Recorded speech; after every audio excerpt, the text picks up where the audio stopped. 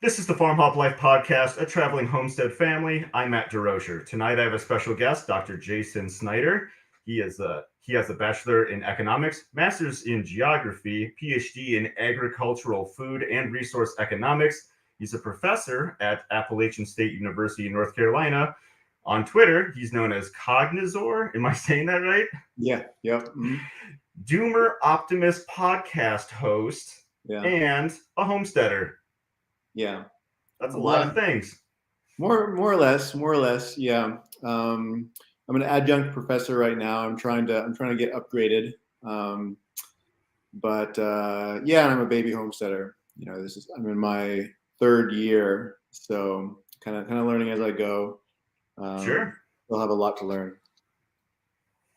Don't we all, right? I mean, even like a whole lifetime, you could just be learning, right? And hopefully, it really is a lifetime endeavor. I mean, there's I had this tweet a while back of like, you don't have infinite optionality, but if you kind of attach yourself to a kind of an evolutionary process, it produces infinite novelty. And I think homesteading and community building is something like that. You're committing yourself, grafting yourself into an evolutionary process, and there's always going to be new things to respond to. There's always going to be new situations, new skills that you have to learn or pick up. It never ends. And so I don't think you can get bored if you're doing it right. Oh, I absolutely agree. Yeah. So how did you get started homesteading then? As you take a sip of coffee. Perfect timing. I was finishing up my PhD, was doing a postdoc.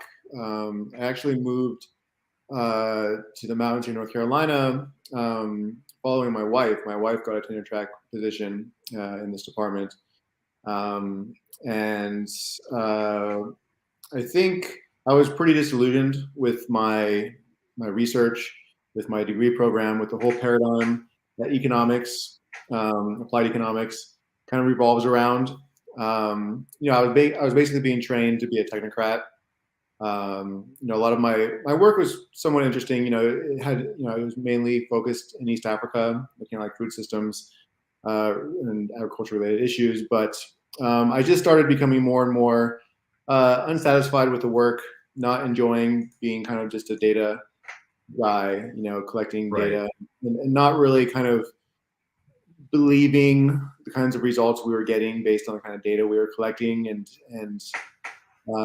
So I started becoming disillusioned with that. I got kind of involved with this program here, which is, focused on kind of sustainable development, really focused on kind of like local food systems. And that's something that I've been interested in much earlier in my life. But then I kind of, went to be like a academic and, technocrat. And I kind of came back around to that. And then there was just a number of influences. Various people influenced me where I decided, I think that my life would be much more meaningful. I would feel more embodied and things would be more wholesome if I moved towards more self-production, more self-resilience. And so then we found a place with some land, picked up some books on permaculture, and away we went. That's awesome. Yeah. So you said you did work in East Africa. So you were on the ground then over there, or? Yeah, for a while. I mean, that's I spent several months in Tanzania for my postdoc. I spent time in Zambia, basically like collecting data, like doing surveys and stuff like that. It was, the intentions I feel like were good. It was like, how do we, improve food security for, the populations over there. But their whole paradigm was kind of like, let's make the rest of the developing world more like the West in terms of like the industrial ag model. And so, somewhat cheering kind of the influx of like supermarkets and foreign direct investment and, while also saying there are some issues with that, let's clean it up. But basically, in general, implicitly favoring, the model that the United States and other parts of the world have gone down for several decades now, at least since World War II.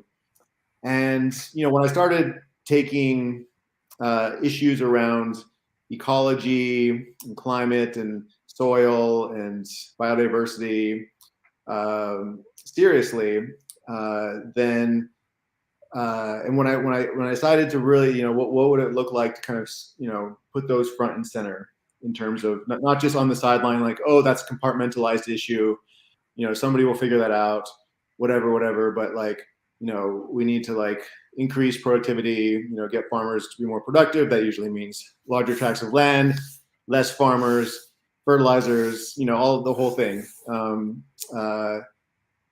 If we were to take kind of the fact that we're just decimating the planet seriously, what would that imply for everything? And that kind of slowly restructured my thinking, and themes of like bioregionalism and localism started just popping up in my consciousness. Sure. It started to become very influential for me, and so I just kind of slowly, and then at some point a couple of years ago, quickly when we got the land, started moving in this direction. So I'm pretty new to this whole scene, really. Like I'm kind of a new. Oh, okay. Yeah. I got you. Yeah. But you got the idea of localism from, doing surveys and seeing the stuff in East Africa there? Not directly. I think one thought that started to arise is, what do us, outsiders coming in, just kind of collecting, taking surveys, collecting data, crunching numbers, coming up with policy recommendations. Like, what do we really know about, the complexity of the culture and the food system and the daily life? As I started reading like systems related literature, complexity related literature, I started concluding that, not very much. That the technocratic approach is very arrogant. It's very condescending. And so I just started like, I'd like be running, regression analysis and things with data that I wasn't sure really represented reality, and getting results that are like, I don't know if this is real, and it just became kind of disillusioned. So once my postdoc ended, I was just like, okay, enough of that. Like I'm changing direction. And so I'm still in the process of like pivoting, my life and figuring out, my livelihood along the way. That's fair. Yeah. You also had mentioned influences. What kind of influences? So I've been on Twitter. I mean, Twitter has been, a lot of people have influenced me through Twitter. Sure. I think for a while I got really interested in this whole movement called metamodernism. Then I started getting interested in kind of like bioregionalism, and there's some modern day bioregionalists that were influential, were like Joe Brewer and Ben Christian Wall and people like that. And then localism, people like Joe Norman, he was very influential for me. I started reading like Wendell Berry, and just, various kind of place-based texts, right? I started when I got here, got this place, I started reading about the history of this region, started reading like Foxfire series, and so there was just, it's hard to like trace a linear path of like influences. Right. It's just so many things that kind of weave together, a sensibility at any given time, take you down a trajectory.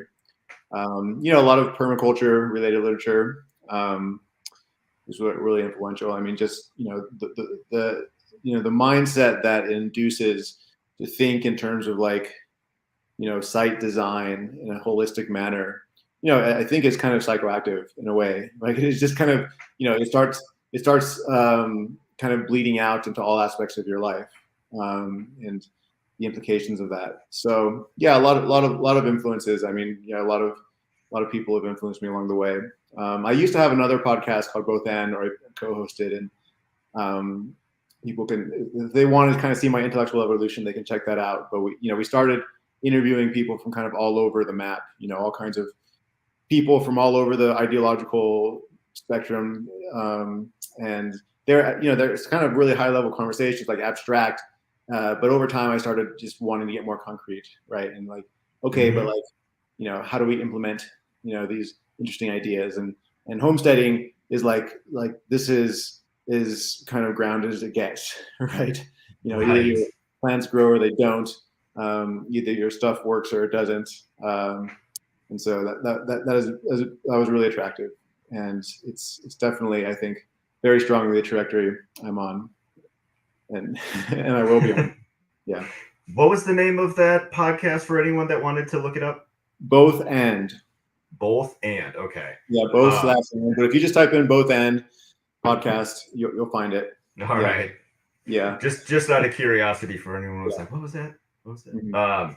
You had mentioned a couple things back there. Meta-modernism. Yeah. What can you explain what that is? It's a whole rabbit hole. Okay, this is perfect. He's Hi. We're having a podcast right now. Well, he might be around, so I might be a little bit distracted. Can he explain it to me?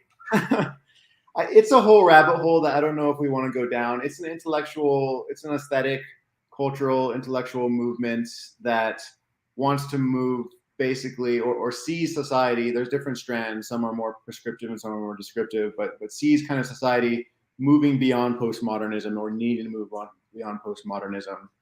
It's some strands of it are partially influenced by integral, like you're familiar with like Ken Wilber's stuff. Some parts of it are influenced by complexity thinking or like cultural stage theory, like different kind of structures of consciousness that people go throughout history. And so it's kind of, again, it's this whole, there's different strands but it's kind of the more prescriptive strand kind of, sees, society going through like modernism of like, moving beyond kind of traditional ways of life and like, science and technology and kind of utopian visions. And then postmodernism kind of deconstructs all of that, right? And it starts on the left. I would say it's now very much on the right as well. Like we're living in a postmodern cultural context, but still with modern infrastructure, and it's just not working. None of it's working. Right. It's just everything's dysfunctional right now. I think a lot of people would agree. And so we need to move beyond that. We need to we've kind of understood the problems. We can nitpick the problems with modernity all day long, but at some point we need to start crafting a positive vision again for society, a constructive vision that's not as naive as modernism, and also takes into account and integrates the wisdom from kind of like indigenous consciousness, traditional ways of life. Not throwing out modernity altogether. Taking it that we still like. And also coming with a critical, skeptical view that is more characteristic of postmodernism, and trying to integrate it all together into kind of a positive, constructive vision moving forward. I think that's probably my nutshell version. And so, that was very abstract, but then I started getting really interested in localism, and I call myself a meta-modern localist because it's kind of like two intellectual influences kind of I'm fusing together, right? And I very much see like doomer optimism. For me personally, everyone has different takes on what that term means. It's just a meme, right? But for me, it's a very meta-modern kind of sensibility of like, yeah, we've going through the doom. We recognize the doom. That's the deconstructive element. But let's move forward with hope, with pragmatic hope, not naive optimism, but with like grounded, real, like what is actually real, right? And how can we use that as a basis moving forward? And so that's kind of how I interpret. So it's kind of like in a cultural stage theory model, like that's where we are in society, I guess. Yeah, I listened to quite a few of the Doomer Optimist podcasts, and I can't remember which episode it was, but you had mentioned that you're more doomer than optimist. It depends on the day. Okay, fair enough. Depends on the day. I think our ecological situation is very dire, and think of, when I say ecological situation, think of like life support systems. For human economic, cultural life on this planet, right? Like we're systematically undermining the very base of that foundation of the pyramid that makes that possible. And so as well as like our energy future, I think that, we're going to be running out of fossil fuels at some points. There's debates on whether we're at peak oil or not or whatever. But, I'm also concerned about increasing instability of the climate situation. And I just think that our current civilization as it stands is not long for this world. And I think that there is going to be a lot of collateral damage. And we don't, as much as we want to prepare for become resilient, we're all subject to the contingencies of history, right? None of us, I don't know who's going to make it out alive, right? So there's part of me that sees things as very dire. But at the same time, I reject fatalism. I reject nihilism, fatalism, depression based on, being like a, environmental doomer or something. I just don't think that's a good way to live. It's not healthy, and it's a self-fulfilling prophecy. And so, for me, it's like I'm moving forward as if there's hope for real human thriving in the future. I don't know where it's going to be, how many of us are going to be involved with that, but I think it is possible, and I want to work towards that vision.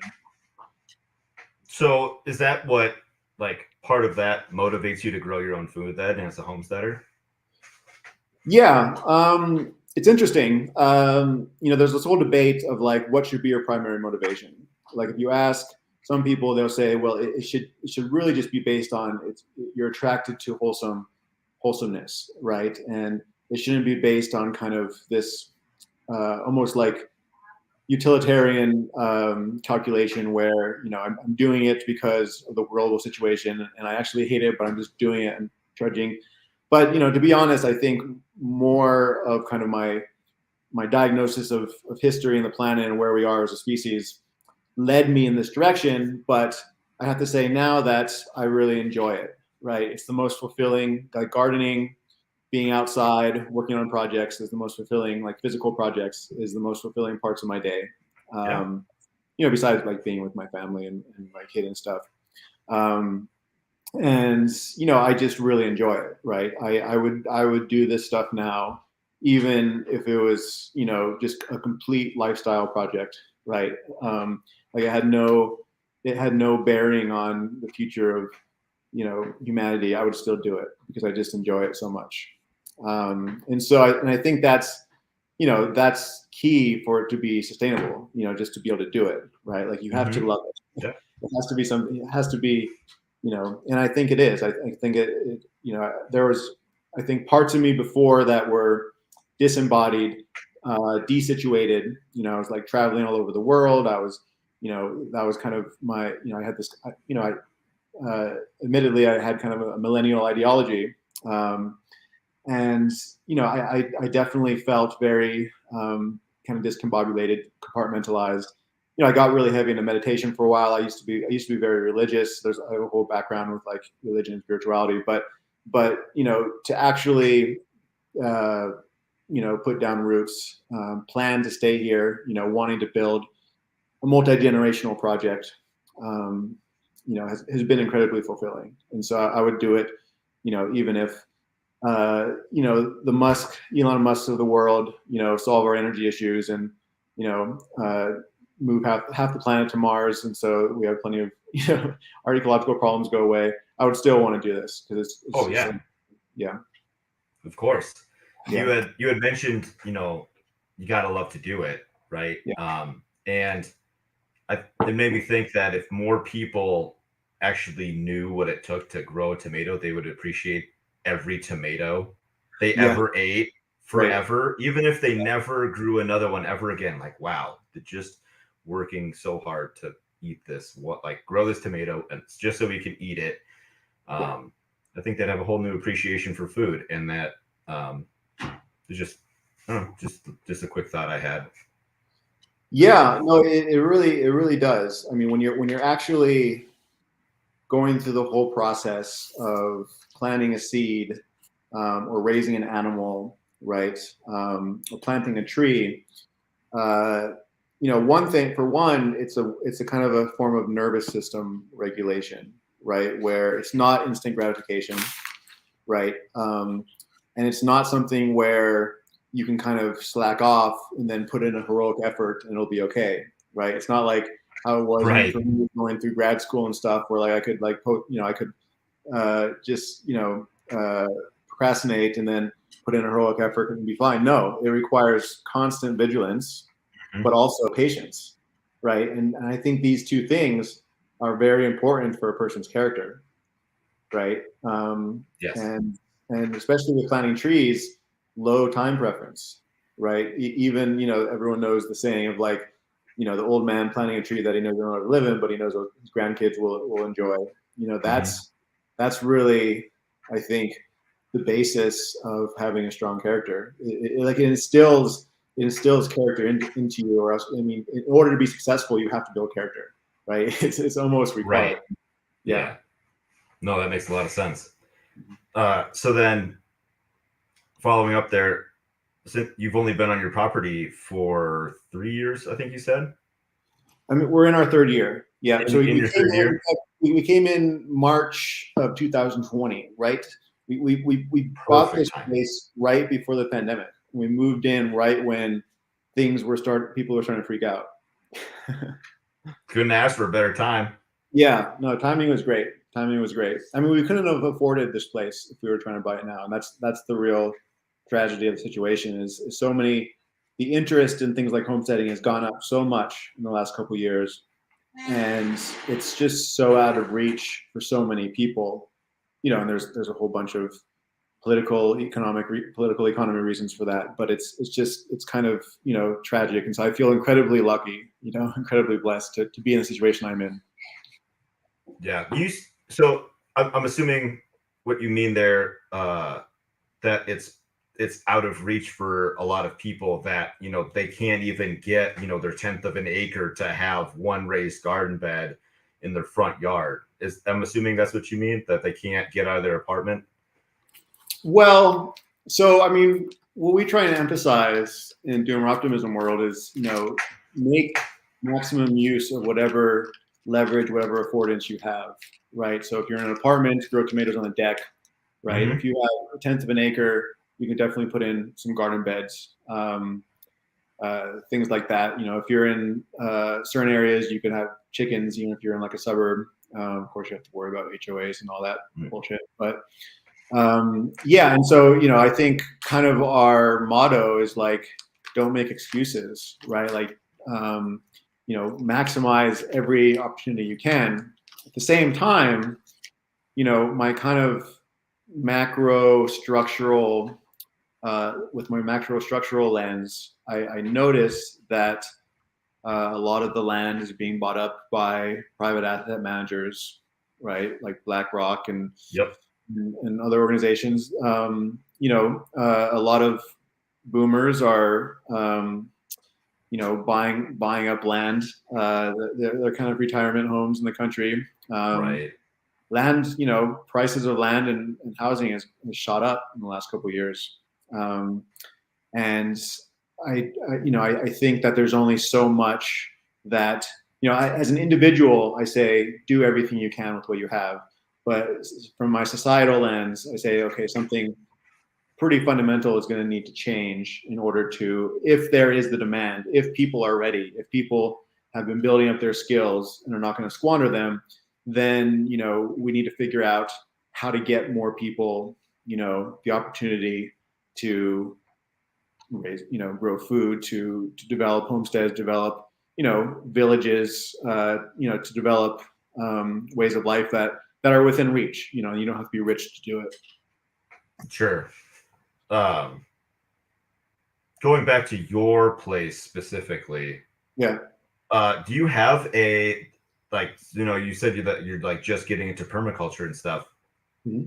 Do you have a plan for your property? Like, have you sketched it out, like your zone 1, 2, 3, 4, 5? Any methods, practices, or techniques that you're trying to implement on your place? Sort of. When I first got here, there's a guy in our county extension who's kind of a permaculture guy. I had him come out and give me some advice. And much of his advice was already kind of what I was already thinking. So I have a lot of kind of like bottomland. I'm in a valley, in the mountains, and I have a lot of nice bottomland, flat. And so it's just obvious that I need to get some grazing animals there, some ruminants. So far we have chickens. I haven't made the leap to get. I probably want to get sheep. What's that? She's upstairs. Go talk to her. Okay. So I probably want to get some sheep, and I want to probably do some rotational grazing, right? Holistic grazing. So that's just kind of very obvious, just based on the lay of the land. Sure. And then I want to plant a lot of trees. It just seems obvious, and I want to eventually move towards silvopasture. That just seems obvious to me. So I'm starting by I have a little kind of orchard right near the house, but then I'm planting like trees along the edge of the property, mostly fruit and nut trees. And I'm trying to, I'm thinking eventually like food forest type situation. And so I'm thinking about where I'm planting them with relation to water and, sunlight. And then I noticed that part of my property it's kind of like a wetland area, and water was kind of building up in a certain area. So I was like, oh, I'm going to put a pond there. I started, it was a couple of winters ago, I was just getting kind of antsy and bored. And so I just started hand digging it, with the shovel, like every day, like an hour for like a month or two. And I dug a pretty big pond, but only like a foot deep, and it was full of water. And then last summer, it dried out. I'm like, okay, well, I'm going to need to bring an excavator at some point to make this a proper pond. But it's just obvious that that's where it goes. And once I get a pond in, then I can plant like, willow trees around, and I could get some fish, maybe some bass, fish to farm. Yeah. Then I could think about getting ducks, for example, because they'll have a pond. And so, so everything, so I read a lot of permaculture books. I study a lot of the techniques, but, a lot of it is just kind of interacting with the land and seeing what makes sense, right? It's not magic. I have my garden I'm up on a hill. I go right down the hill into the bottom land, right at the bottom is like my garden. And the garden is pretty big because that's what I've been mostly focused on, like 2,500 square feet right now. And it's near the chicken coop, and so that makes sense in terms of like compost and the compost in the chicken area. It's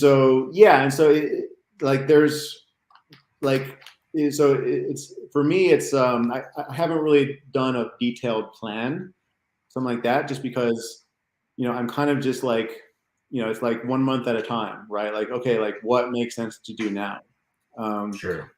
This year, we have another kid coming in late July. So I'm like, okay, I'm not going to. Congrats.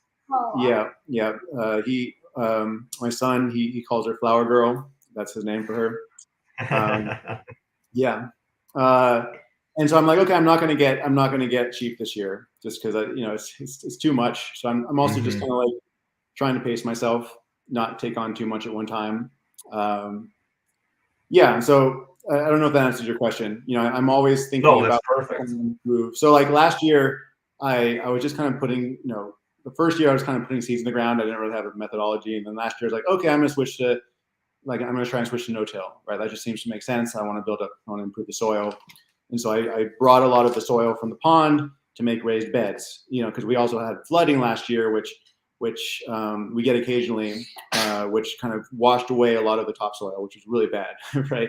And so I'm like, okay, I'm going to make some raised beds to help prevent that, because I noticed that the raised beds I had, just a few, the water went around them. So I'm like, okay, great, that makes, and then I'm like, okay, well, I should probably put some swales where I expect it to flood from this little ditch when it rains a whole bunch. So I'm like, okay, like I'll put some swales there. So a lot of it is like interacting with the land, seeing what makes sense. And then of course, I'm always like watching YouTube videos and reading, things and seeing what people are doing on Twitter and online and stuff like that to get inspiration as well. No, that was a perfect answer. I love that. So what have you tried that's worked well so far?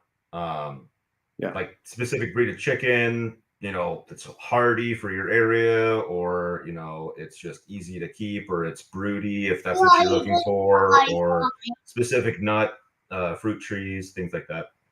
Yeah, well, chickens are great, and they're really easy. We built a coop like a year and a half ago.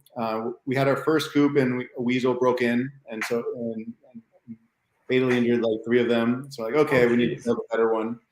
So we did that, and we were still losing a lot of chickens to predators. We were kind of like letting them go free range. We probably lost over a dozen chickens to predators, and so we're like, okay, well, I need to build a fenced area, right, and a net on top. So we're losing to hawks, bobcats, weasel.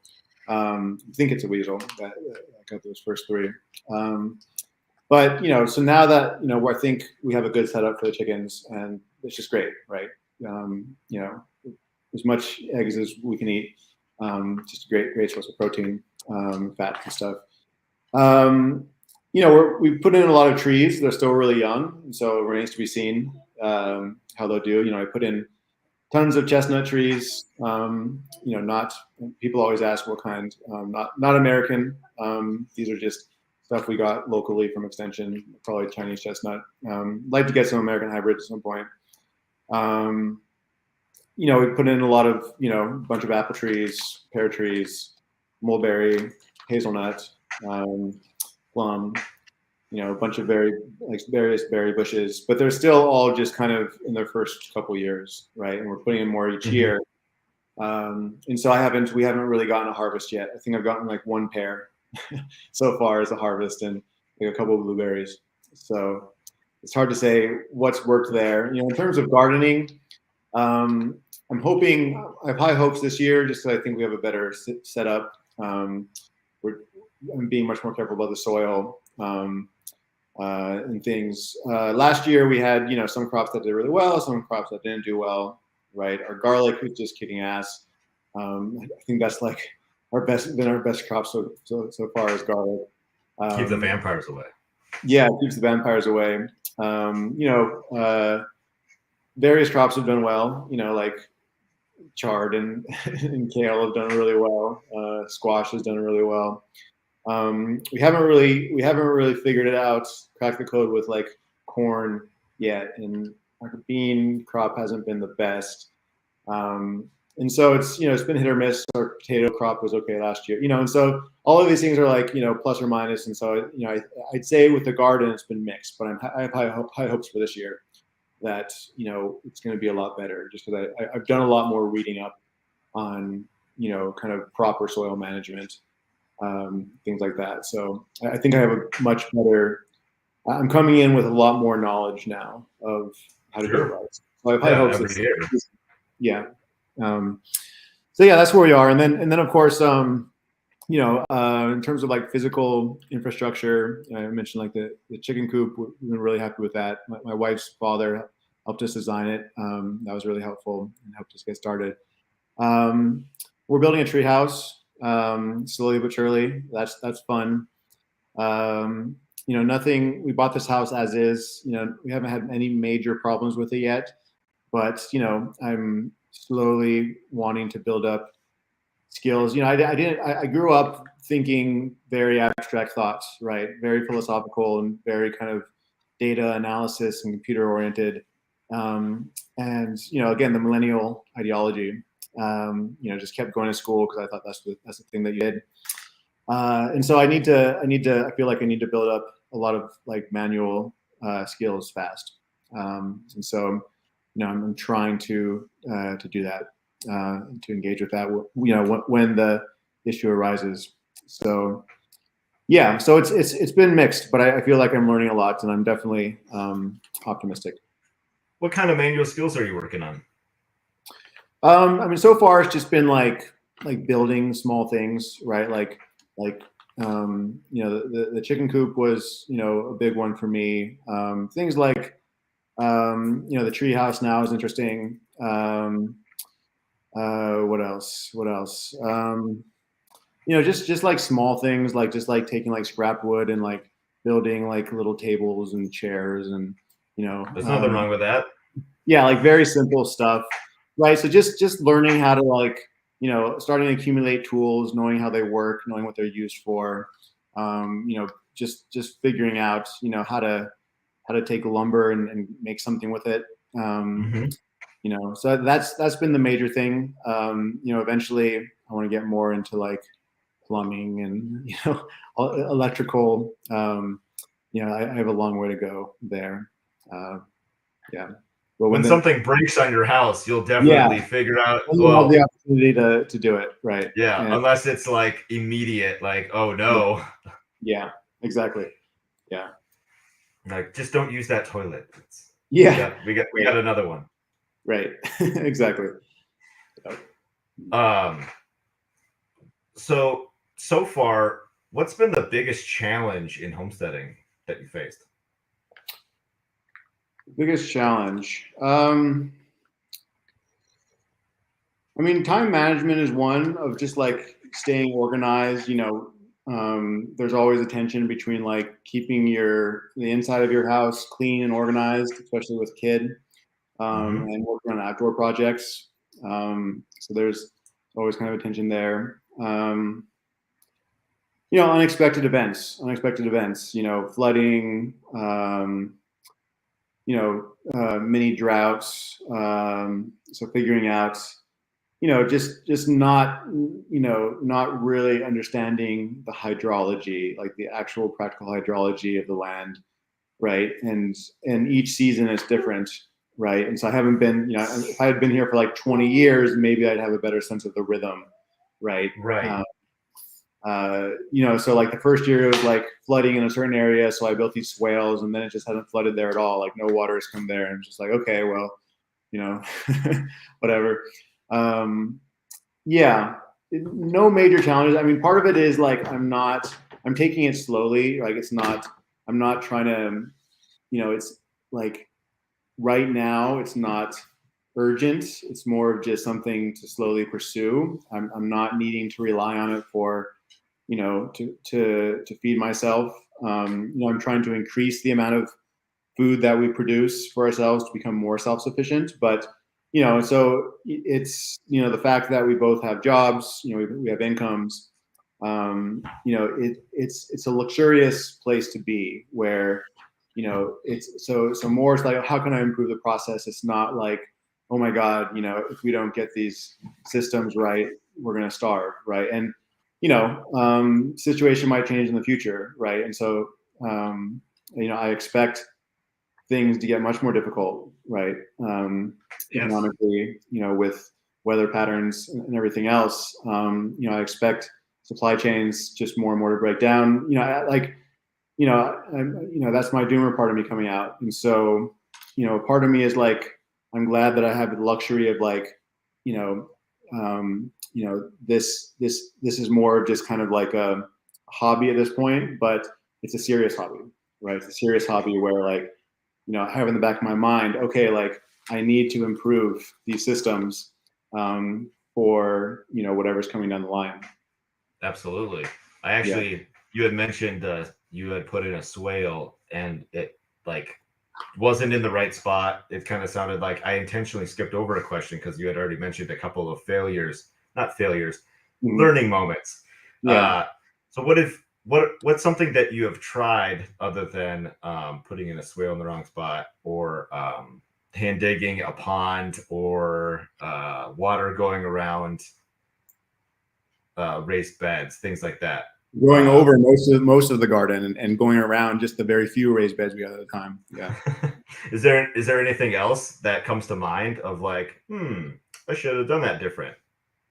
The first year tree planting. So I've been planting like every April because we get it from Extension, and that's when they sell the trees. We get most of the trees from there. And the placement of the trees probably wasn't optimal in a certain area for like sunlight capture, where like you have the largest trees kind of in the north part of, relatively north, and the smaller trees relatively south. You can maximize, so I put like some hazelnuts like behind, like some like north of like some apples and some persimmons, and now I'm just like, that was stupid, right? So that's it's not a big deal, just because for the most part I like the placement of things. What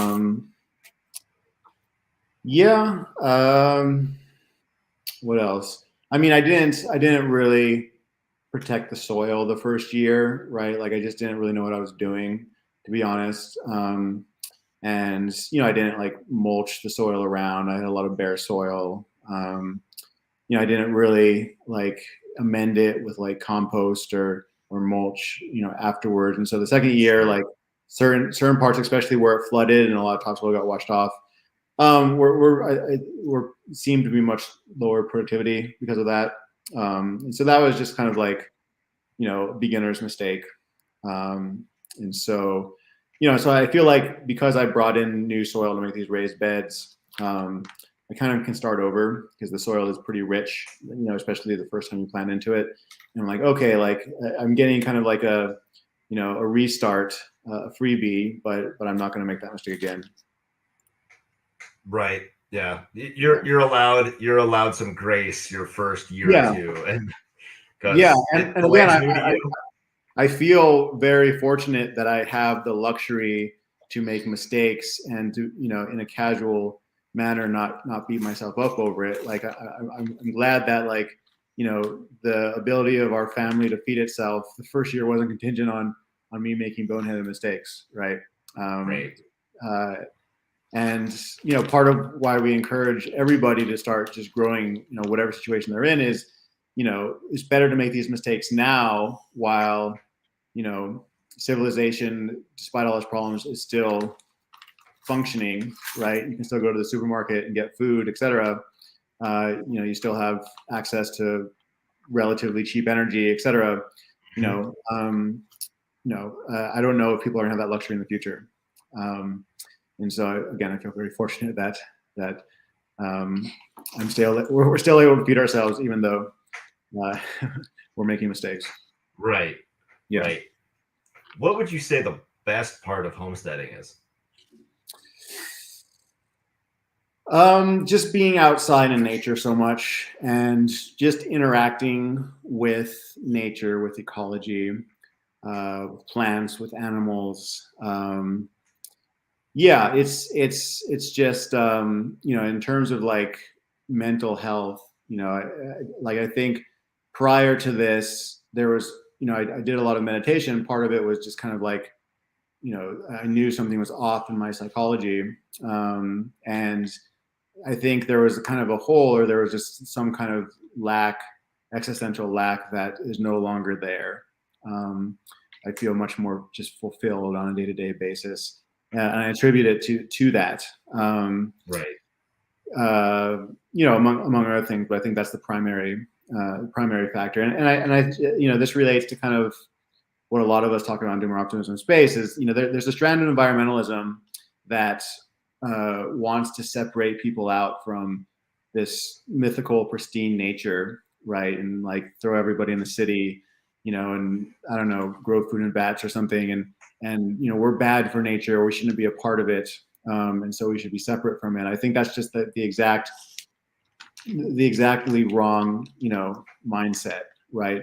We evolved interacting with nature, right? We evolved kind of as horticulturalists, right? Of kind of, a lot of hunting and gathering, but also, interacting and changing ecosystems, systematically for our survival, right? Creating niche construction, right? And I just think that's how we've evolved for, hundreds of thousands of years until very recently.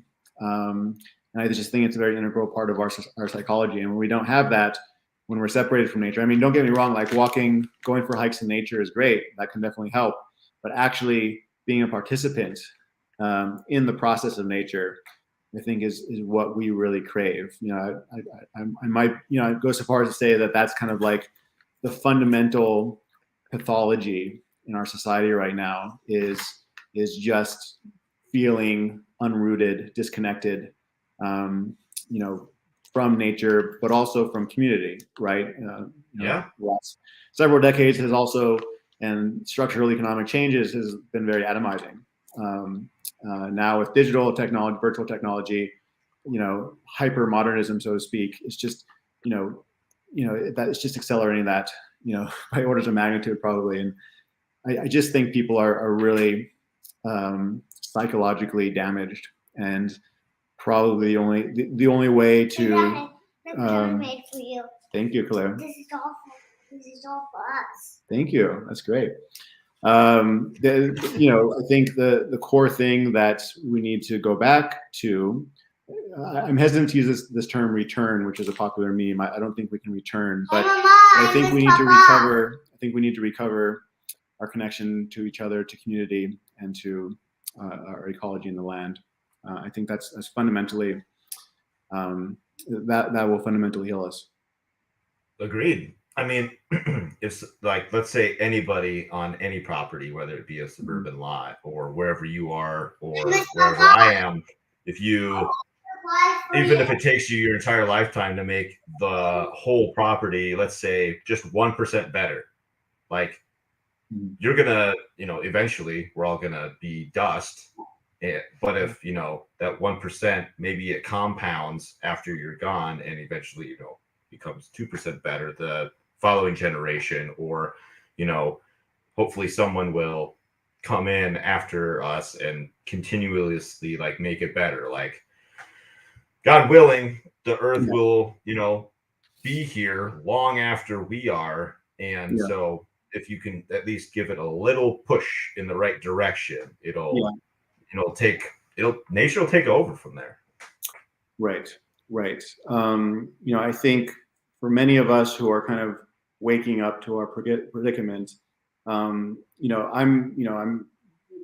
approaching middle age. I basically see my role at this point as laying a new foundation for my descendants and for my region, and also I'm doing podcasts, people all around the world. So I'm interested in the larger planetary context as well. But laying a foundation that others can build on, right? I feel like we've lost our foundation.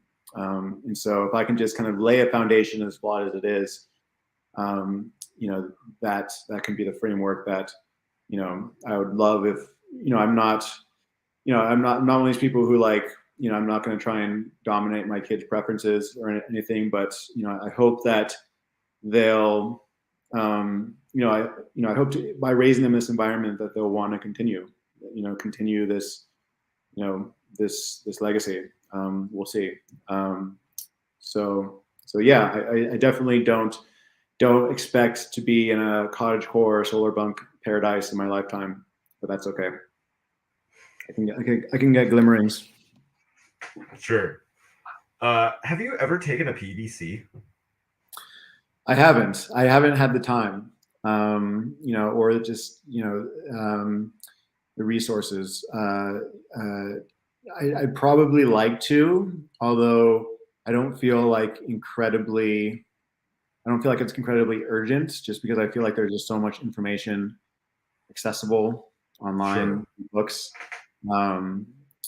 things of that nature.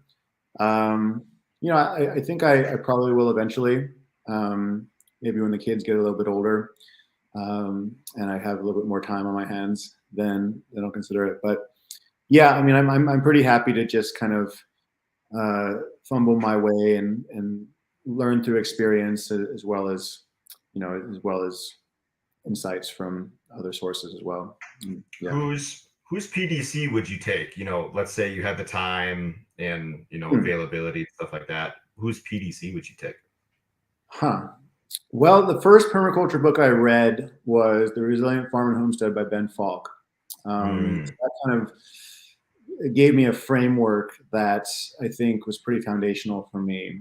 So I'm tempted to say him, but that's tough. I really like Jack Spirko's approach to permaculture. He's on 3 Acres. He has this survival podcast. I've listened to over 1,000 of his episodes. Yeah, I'm a fan. I mean, I don't listen to all of his episodes. I'm not interested in all of his episodes, but especially ones on permaculture, I think are really good. I just think he's very practical. Who else? I don't know. What's that guy? Geoff Lawton is his name. I mean, he seems to be pretty brilliant, just in the videos I've seen. Right. Yeah, I mean, there's so many, right?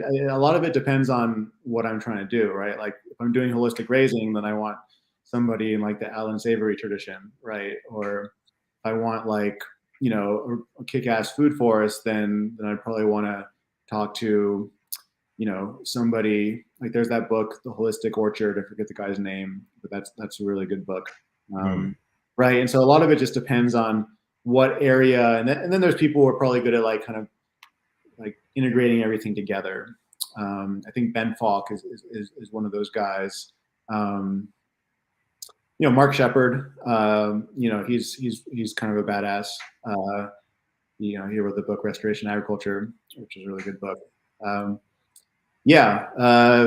guess it depends. Richard Perkins is another badass. I mean, any of these people, would be great. These are all kind of like the big shots, the celebrities, but even somebody who's more local that's just kind of like been doing it for a couple of decades, I think that would be fine too, right? Like sure. Everybody has their own flavor. It's it's kind of an art and a science and a design science, and everybody kind of has their own flavor of and their own thing to add. So I'd probably want to consult with as many people as possible, I think. That would be interesting to get like all the little flavors that you mentioned. Yeah, and a bunch of different. I mean, I'm assumingly like if it's a on-site PDC and not like an online PDC, it would be different climates too. I mean, obviously they'd go over the other climates, but you could see how they've done it. Yeah. And their climate. So. Yeah. I mean that makes a lot of difference. Like somebody who's suited to Costa Rica, for example, is going to be very different than the northern hemisphere. Right. Yeah. Have you ever done consulting work to design someone's property in, let's say, a permaculture fashion? I'm nowhere near ready for that or qualified. I'd want to be doing this on my own land for like at least 10 years. Sure. I'm willing to like give advice to friends, right? Like saying I would do it this way, or I read this somewhere that this is a better way to do it. But I'd want at least 10 years of experience under my belt. Sure. And I'd probably want to have taken like a PDC or something before I would just feel like a fraud if I would try to do it now. That's fair. Yeah. No, I get it. I'm not ready for it yet. Somebody in their third year who's just basically been doing it on their own. Yeah.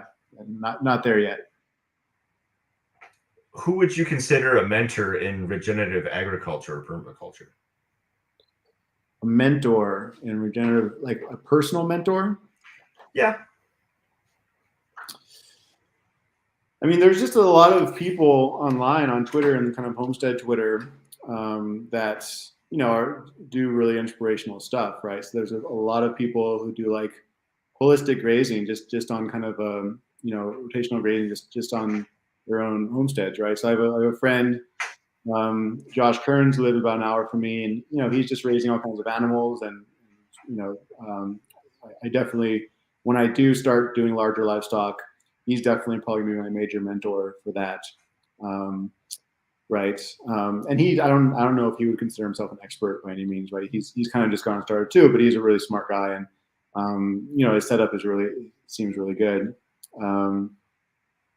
Yeah, I mean, there's people online, there's the account Dow Orion, who we interviewed on Doomer Optimism, and she's been doing, she has a background in like agroecology and permaculture, and she does consulting work, and she's had her own homestead going for, like 10 years at least, right? There's a lot of accounts. The account Happy Holistic Homestead, she's like, it seems like right. Doing, just kicking ass and taking names, and so. Yeah, I mean, I think a lot of people online, I consider them, Josh Haling, he's just a regular dude, he's a, programmer, but he's been doing it for like 10 years and has a lot of cool stuff going on, as well as just kind of a lot of traditional, like old school farmers as well, like traditional farmers, right? Like just people who just, have been doing it since they were, like a child, and just have a lot of common sense.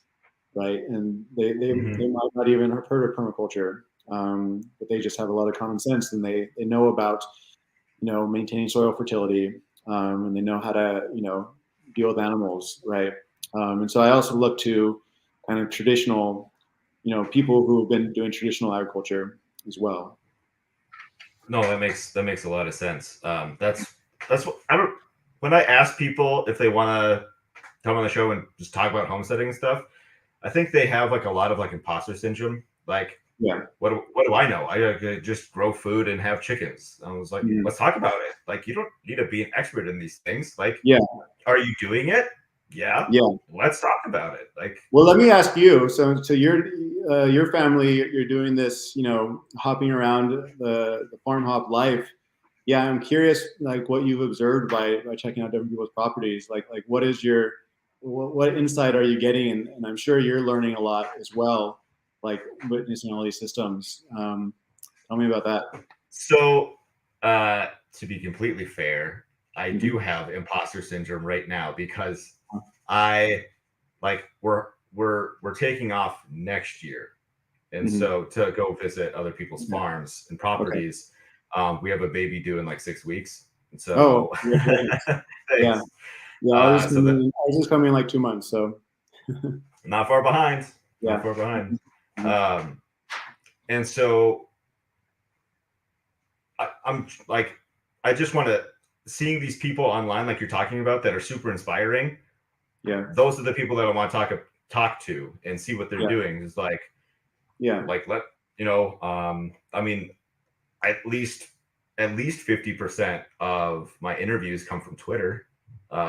People are posting this and that. It's like, wow, that sounds amazing. And just like, you live like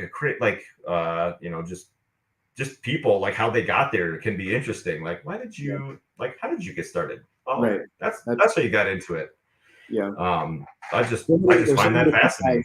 There's so many different paths into it, which is interesting. It's like an attractor point that brings people from many different walks of life. And I'm also really inspired by people who are like what I would call are kind of world builders. What I mean by that is like they've built community beyond their homestead, right? They've built kind of like this kind of functional interdependence. Either they've been there for multiple generations and they just have it, and I'm just have a lot of respect for those people that, sometimes they make fun of homesteading. It's like, oh, this is just kind of like this funny thing that, city folk like to pretend that they're doing, like to larp about, and it's kind of true, right? There's just people who've been, multiple generations on the land, but also people who've just kind of been developing, and showing, and you see it on Twitter, like developing community. So like one person, Lauren in the Wild, right? Like she was recently posting about, like this community event where she invited all these people over to their place, and having conversations about local sovereignty and autonomy and resilience, and community, and local food systems and local, just local economies in general. And so that's, I think that's really inspiring stuff by people who are doing that. Because ultimately, I don't think as a household level, I don't think like self-sufficiency, it might be possible.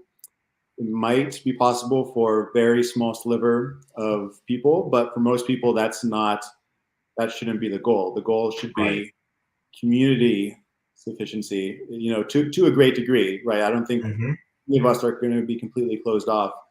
Just the fact that we have to buy tools and we don't have local, local metal fabricators, and we're not mining our own metals, and so we're still part of this larger economy. But at a community level, that you're really supporting each other, and you're really developing a lot of, especially in the food system, food sovereignty, and really loving, tight-knit communities. I think that's that's the most inspiring, of being a homesteader, developing the land, but within, that's radiating out and being fed and feeding this larger context. I think is really inspiring stuff. You could get all your inspiration that you need from Lauren's account alone. I think she posted yesterday that when she got home from something, a neighbor had dropped off like buttered biscuits at her door, and someone wanted to trade like 100 garlic starts for some lumber, that because she has a sawmill now and stuff. Like that's the kind of community you're talking about. Yeah, no, that's it. I mean, that's I think that's the direction that we all need to move in again. And it's really inspiring to see people who are really doing that, right? Proof of concept, right? We need more proofs of concept. We need more positive examples. For not necessarily all the technical details, because that'll differ by context, but just to know that other ways of living are possible. Absolutely. What would you want to? What would you tell people that want to get started?